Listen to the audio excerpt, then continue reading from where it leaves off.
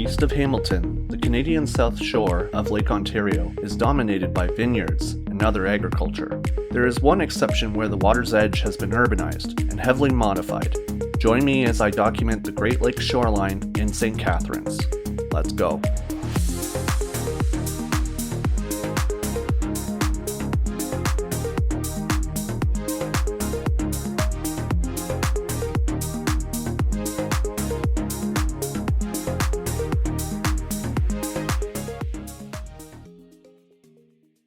Hey, it's Trev. In late September 2024, I drove to downtown St Catharines to catch a bus to Welland and trace the Welland Canal. And then I discovered that regional Niagara transit buses didn't run on Sundays. Luckily, I have put a lot of time and effort into planning dozens of walks, so I changed tack and went towards the northwest corner of St Catharines to trace the Lake Ontario shoreline instead. After walking up Courtly Road, the roadway right-of-way offers you the first short-lived glimpse of the shore, with the beach to the west being the country and the east being private backyards. So it was back up to the street for 350 meters until a slightly larger park off of Mary Street. This offers a trail higher up on the bluff as well as a lower trail with a couple of points to touch the water. For the next kilometer and a half, views of the shoreline are limited to roadway rights of way. This is a common thing in the Greater Golden Horseshoe. If a road comes perpendicular to a shore, it extends to the water without a private property parcel being in the way. What you're left with usually comes in three flavors: a formal parkette, a general open space, or in rare cases, an adjacent private property encroaching into it. They may be small and sometimes uninspiring, but I still like to investigate them as small, usable slices of public domain, and ultimately, a potential opportunity to stitch them together. There's a dozen of these slices between the West City border and the heart of Port Dalhousie. 7 of them were a lookout from the 11-meter-high bluff, 1 was boarded up due to erosion, and 1 was being used as a driveway. The remaining 3 provided access to the water via old steel staircases. This was surprising. They are not accessible and can sometimes be seen as a liability, so these are definitely an infrastructure relic. The first stair was at Pauling Street. It seemed to lead to a lower table end. The second was at Graham Avenue, and it looks like it's private, but I saw the homeowner in his garage and asked to confirm if it was public.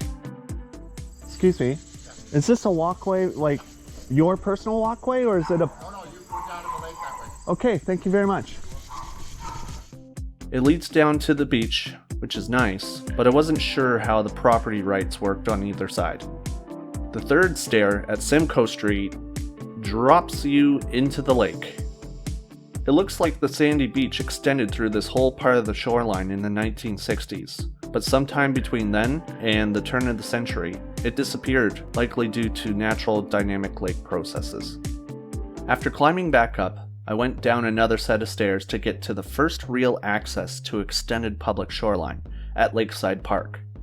This is the main destination for beachgoers in and around St Catharines, and it's fed by dominant waves from the west, carrying sand until it settles close to the pier. This pier separates the lake from outflow from 12 Mile Creek and Martindale Pond. I walked along that 3 weeks prior to this shoreline hike, and it'll be subject to a future video. So I skipped the west pier, crossing over the creek to the east side. There's a nice trail that sinks down past a hydroelectric dam and a series of docks. After going around the local yacht club, I was able to get to the tip of the east pier, which has a lighthouse. This lighthouse is almost 150 years old, coinciding with construction of the third Welland Canal, and it's a designated federal heritage building. There's another similar one at the base of the pier, and it's a couple decades younger than its outer cousin, as the original was struck by lightning in 1898. Past the inner lighthouse, the docks take you along a large marina. Then, to continue east, a dirt path leads you 10 meters up the bluffs at a 40% gradient. The top is West Cliff Park, giving you a great view of the marina and piers. The Bluffside Trail leads you onto local streets, and this is probably the most inaccessible area of the shoreline. Water's Edge Circle is not very near the water's edge. and it is severed from the rest of the road network, requiring a 1 kilometer detour south through a school to October Drive before you get close to the shore again. Off of Beachview Drive, a trail leads you into Belmont Park, and this kicks off a large stretch of good quality public shoreline. Similar to the park off of Mary Street in the beginning, there were a couple spots with access between 2 trails, one on the bluffs and one down at the water's edge. This continuous open space ends west of Lantana Circle due to a large private property. As you go around, the waterfront trail acts as the driveway for this house. And because of that house again, you have to get to Vine Street to access the green space north of Lantana. Good afternoon from North St Catharines. It's Trev here, walking along the Lake Ontario shoreline, and just wanted to make a quick note about how this shoreline has been pretty awesome. And the only thing that has stood in the way from there being any interruptions at all along this shoreline, it's been 4 houses between Beachview Drive and what I'll get to later, which is the western pier of the Welland Canal. 4 houses.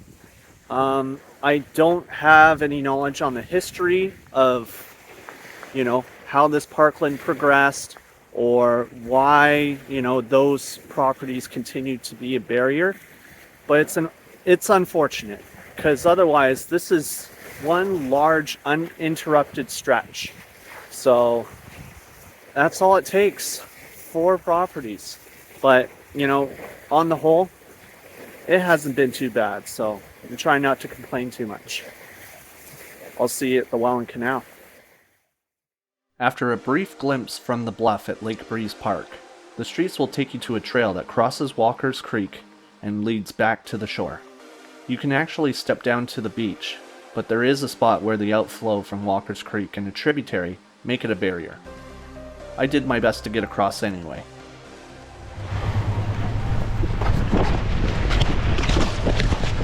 Almost. After a while, you arrive at Sunset Beach, the large public beach area west of the current Welland Canal. Much like near 12 Mile Creek, the West Pier helps capture sand for this beach.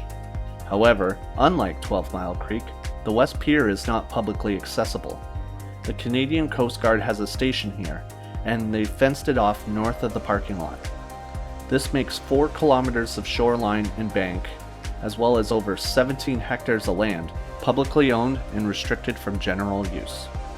Despite that, there's a pretty large forest to the south, and the other pier is mostly open. To get to the eastern pier, you have to get around Lock 1 of the Welland Canal. This makes for a 2 kilometer detour up the Welland Canal's parkway, across the South Lock Gate, and down Broadway and see Hollage Road.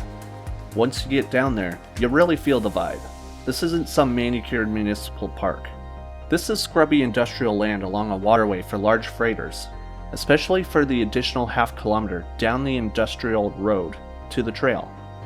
It's a pretty well cleared gravel path, and the vegetation is fairly solid, but barely tall or thick enough for adequate shade on a summer day. If you want to come all the way out here, I suggest coming prepared for the heat.